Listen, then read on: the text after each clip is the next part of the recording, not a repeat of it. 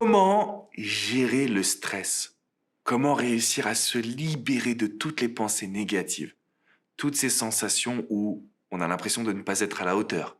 Les réactions physiologiques, on a les mains moites, on commence à transpirer, on bégaye parce qu'on ne se sent pas à la hauteur. Le stress, soit il vous détruit, mais vraiment littéralement, il ruine votre vie, soit il vous permet d'accomplir des choses que vous ne vous pensiez même pas capable d'accomplir. C'est ce qu'on appelle l'eustress, le bon stress. Et c'est assez fou parce que, encore une fois, on a ces deux possibilités. Soit c'est quelque chose qui va annihiler toutes nos capacités. Donc en fait, on est là, on est bloqué, on est figé. Soit c'est quelque chose que notre inconscient va tellement maîtriser qu'on n'est même plus nous-mêmes. On agit sans réfléchir. Parce qu'on est capable de maîtriser des ressources qui sont en nous. Si tu regardes cette vidéo aujourd'hui, j'ai envie de te dire une chose. C'est que le stress, ça se maîtrise, ça se contrôle et surtout, ça se vainc. On est capable de vaincre des émotions négatives quand on connaît les bonnes actions.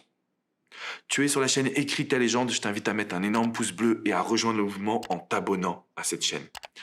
Le stress, concrètement, c'est quoi? C'est une peur. Le stress, c'est une peur, mais c'est surtout une interprétation, une imagination. Quand tu stresses, tu vas créer une image dans ton cerveau de quelque chose de négatif, de douloureux, de difficile. Imaginons par exemple que tu es un entretien d'embauche, que tu dois parler en public. Tu vas commencer à imaginer que ça va mal se passer. Tu vas commencer à imaginer qu'on ne va pas t'écouter, qu'on ne va pas apprécier ton discours. Ça va créer du stress. Stress de ne pas être à la hauteur. Stress de pas forcément provoquer un changement positif dans la vie des gens qui vont t'écouter. Stress de pas avoir le job. Tout ça vient d'une imagerie mentale. Tout ça vient d'une situation qui n'est pas vécue, qui n'est pas réelle, qui est imaginaire. Alors comment on fait pour changer ça?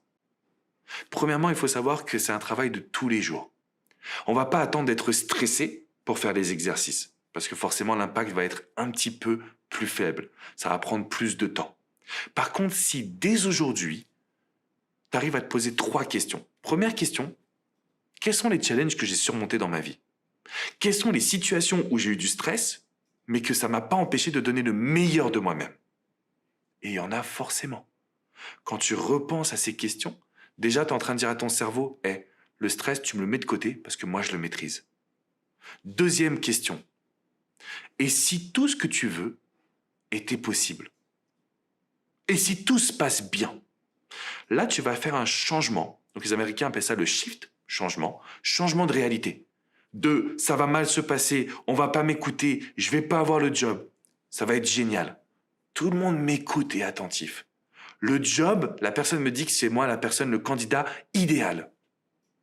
Changement de réalité. Et si tout est possible? Et si tout se passe bien? Donc première question, c'est quoi les challenges que tu as déjà accomplis grâce au stress? Les moments où tu as eu du stress, mais tu t'es sublimé sans savoir même pourquoi. Deuxième question, et si tout est possible, si tout est fort, si tout est positif, qu'est-ce que ça va changer dans ta vie et dans ton quotidien? Troisième question, qu'est-ce qu'aujourd'hui tu dois faire?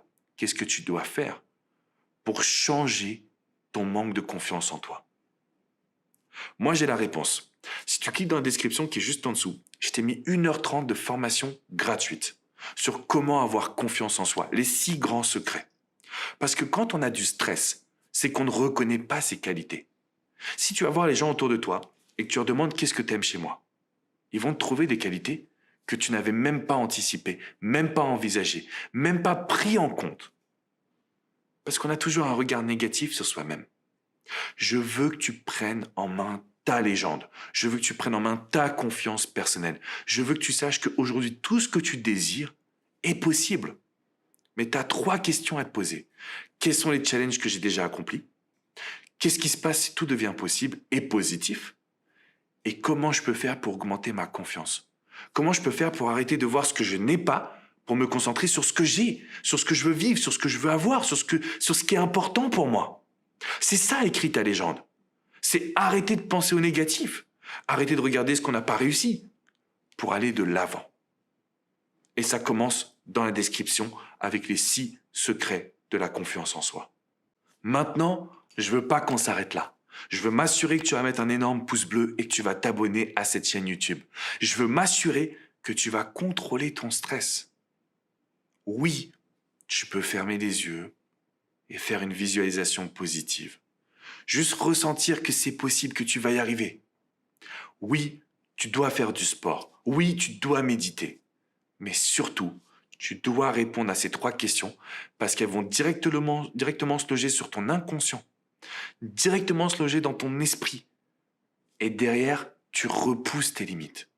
Tu passes à l'action et tu es en pleine puissance pour écrire ta légende.